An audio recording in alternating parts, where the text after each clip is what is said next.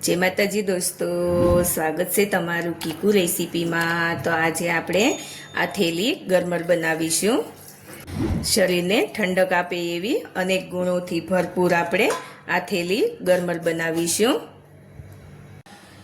तो आ थेली गरमर बनावाना छे। आपणे गरमर ने आपणे आथवाना छे। तो तेना माटे आपणे आ 1 किलो जेटली गरमर लीधेली छे अने गरमर में बहुत धूल होय छे। आवी रीते आ एक जातना मूळ होय छे। तो आपणे आवी रीते अलग करी लईशुं। पहेला गरमर आपણા हेल्थ माटे खूब सारी होय छे खावामां अने अत्यारे सीजन होय त्यारे ज मळती होय छे। तो अत्यारे आपणे आवी रीते आथीने राखी दઈએ तो आखुं वरस खाई शकाय छे। आवी रीते अलग करी लेवानी छे पहेला तो हवे आपणे गरमरने धोई लेवानी छे। तो आपणे 3 થી 4 पाणीथी गरमरने धोवानी छे। गरमर मूळ होय छे एक जातना, एटले एमां बहुत धूल लागेली होय छे। तो आवी रीते ચોળીને ધોઈ લેવાની છે। એકદમ આવી રીતે હાથની મદદથી ચોળી અને ધોઈ લેવાની છે। તો આપણે આ પાણી કાઢી લઈશું અને પછી આપણે હવે આને નળ નીચે 4 થી 5 પાણીથી ધોઈ લઈશું। તો આપણે 4 થી 5 પાણીથી ધોઈ લીધી છે ગરમરને, જોઈ શકો છો। હવે એકદમ સાફ દેખાઈ રહી છે। જે ધૂળ હતી એ બધી આપણે કાઢી લીધી છે। તો હવે આપણે ગરમરને સુધારવાની છે। તો આવી રીતે ઉપરનો ભાગ કાઢી લઈશું અને નીચેનો ભાગ પણ કાઢી લેવાનો અને આવી રીતે એની છાલ ઉખાડી લેવાની છે। છાલ આવી રીતે કાઢી લઈશું।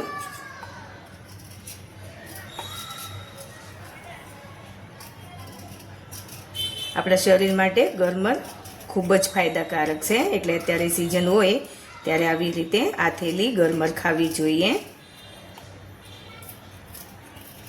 આવી રીતે છાલ કાઢી લઈશું અને જો તમને મારી રેસીપી પસંદ આવે તો ચેનલને સબસ્ક્રાઇબ કરીને બેલ આઇકન જરૂરથી દબાવજો, એટલે રોજ નવી નવી રેસીપી જોવા મળે। તો આવી રીતે આપણે ગરમરને છાલ કાઢી લીધી છે અને આવી રીતે આટલા લાંબા આપણે ટુકડા કરીશું। હવે આપણે આવી રીતે જો થોડી જાડી હોય તો આવી રીતે 4 ભાગ કરી લઈશું અને આ 4 ભાગ કરીને આપણે ડાયરેક્ટ તેને પાણીમાં રાખવાની છે, નહીતર આપણી ગરમર કાળી પડી જતી હોય છે। એટલે આપણે સુધારીને તરત પાણીમાં રાખી દેવાની છે। અને આવી પતલી હોય ગરમર તો આપણે તેના 2 ભાગ કરી લઈશું। આવી રીતે આપણે આ થેલી ગરમર બનાવી રહ્યા છીએ। ગરમરનું અથાણું પણ બનાવી શકાય છે, પણ આ થેલી ગરમર ખાવામાં ખૂબ જ સરસ લાગે છે। તો આપણે આવી રીતે છાલ કાઢી અને થોડા આપણે પતલા એવા ટુકડા કરીશું અને ડાયરેક્ટ તેને પાણીમાં જ લઈ લઈશું। આપણે આવી રીતે પતલા ટુકડા કરી આવી રીતે ડાયરેક્ટમાં પાણીમાં લેતા જઈશું। તો આવી રીતે આપણે બધી ગરમરને છાલ કાઢી અને આવી રીતે ટુકડા કરીને પાણીમાં લઈ લઈશું। આવી રીતે પાણીમાં લેતા જઈશું। તો હવે આપણે બધી ગરમરને આવી રીતે સમારી લઈશું। તો જોઈ શકો છો આપણે બધી ગરમરને આવી રીતે સમારીને પાણીમાં લઈ લીધી છે। તો હજી આપણે આ ગરમરને 2 થી 3 પાણીથી આવી રીતે ધોઈ લઈશું, એટલે જે થોડું કાળું પાણી થાય છે આવું એ પાણી ચોખ્ખું થઈ જાય ત્યાં સુધી આપણે 2 થી 3 પાણીથી હજી ધોઈ લેવાની છે।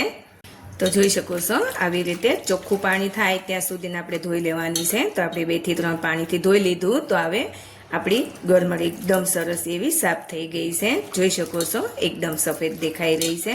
તો હવે આપણે આ પાણીને પણ કાઢી લઈશું। તો આપણે ગરમરમાંથી પાણી કાઢી લીધું છે। હવે આપણે અડધી ચમચી જેટલી હળદર લઈશું અને અડધી ચમચી જેટલું મીઠું લઈશું અને બરાબર મિક્સ કરી દઈશું। આવી રીતે હલાવી લઈશું। બધી જ ગરમરમાં હળદર અને મીઠું લાગી જવું જોઈએ એવી રીતે આપણે હલાવી લઈશું। તો જોઈ શકો છો બધી જ ગરમરમાં હળદર અને મીઠું લાગી ગયું છે। હવે આપણે આને ઢાંકીને આપણે અડધો કલાક માટે રહેવા દઈશું, એટલે ગરમરમાંથી પાણી છૂટું પડી જશે। તો અડધો કલાક થઈ ગયો છે, આપણે જોઈ લઈએ। જોઈ શકો છો ગરમરમાંથી પાણી છૂટું પડી ગયું છે, જોઈ શકો છો. આવી રીતે હળદર અને મીઠાનું પાણી છૂટું પડી ગયું છે. બરાબર આપણે હલાવી લઈશું. તો હવે આપણે આવી કાચની બરણી લેવાની છે. કાચની બરણીને બરાબર ધોઈ અને સાફ કરી લેવાની અને તડકામાં સૂકવી લેવાની, તડકામાં તપાવી લેવાની 10-15 મિનિટ માટે. તો હવે આપણે આ ગરમરને આવી રીતે બરણીમાં ભરી લઈશું.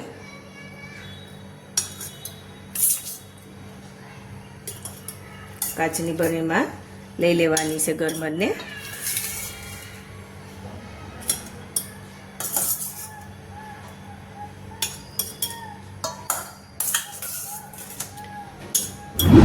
કાચી ગરમરનો સ્વાદ જરા પણ સારો નથી લાગતો, પણ આવી રીતે આથેલી ગરમર ખાવામાં સરસ એવી લાગે છે. એટલા માટે આવી રીતે હળદર અને મીઠામાં આથીને ખાવામાં આવે છે ગરમરને. આપણે બધી ગરમરને આવી રીતે કાચની બોટલમાં લઈ લેવાની છે અને જે આ પાણી નીકળ્યું છે તે પણ આપણે બરણીમાં લઈ લઈશું.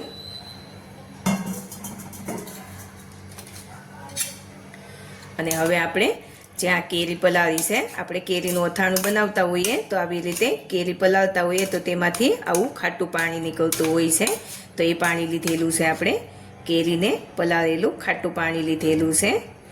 તો આ પાણીને આપણે લઈ લેવાનું છે. જે પાણી હોય એ નિતારીને લઈ લેવાનું છે.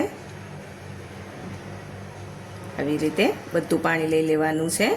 અને હવે આપણે આ હળદર અને મીઠાવાળું પાણી બનાવેલું છે તે લઈ લેવાનું છે.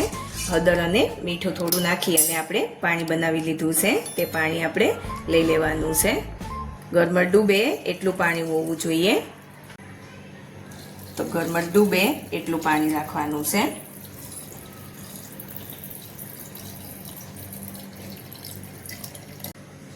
તો જોઈ શકો છો ગરમર આપણી આવી રીતે ડૂબી ગઈ છે.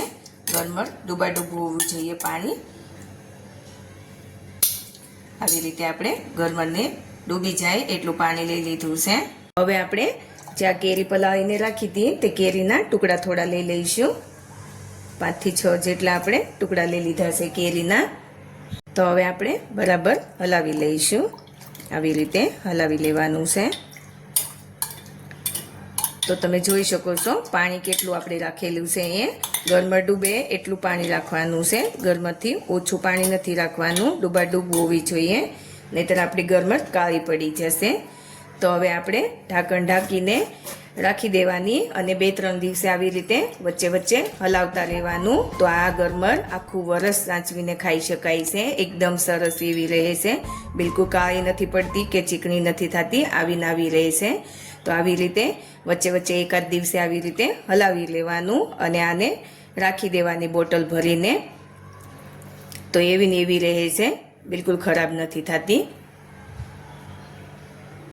તો તૈયાર છે આપણી આથેલી ગરમર. તો આવી રીતે ગરમરને આથીને 1 વર્ષ સુધી સાચવીને રાખી શકાય છે અને વચ્ચે વચ્ચે આવી રીતે હલાવતા રહેવાનું. તો તમે પણ અત્યારે આવી રીતે સિઝનમાં આથેલી ગરમર બનાવજો અને બાળકોને પણ ખવડાવજો. અને આ મોટાઓ પણ ખાઈ શકે છે, શરીર માટે ખૂબ જ ફાયદાકારક છે. તો આવી રીતે ગરમર આથીને રાખી દેવાની અને પછી ખાઈ શકાય છે. તો તમે પણ આવી ગરમર ઘરે જરૂરથી બનાવજો અને મારી ચેનલને લાઇક, શેર અને સબસ્ક્રાઈબ કરીને બેલ આઇકન જરૂરથી દબાવજો અને કોમેન્ટ કરીને કહેજો કે આથેલી ગરમર કેવી બની છે.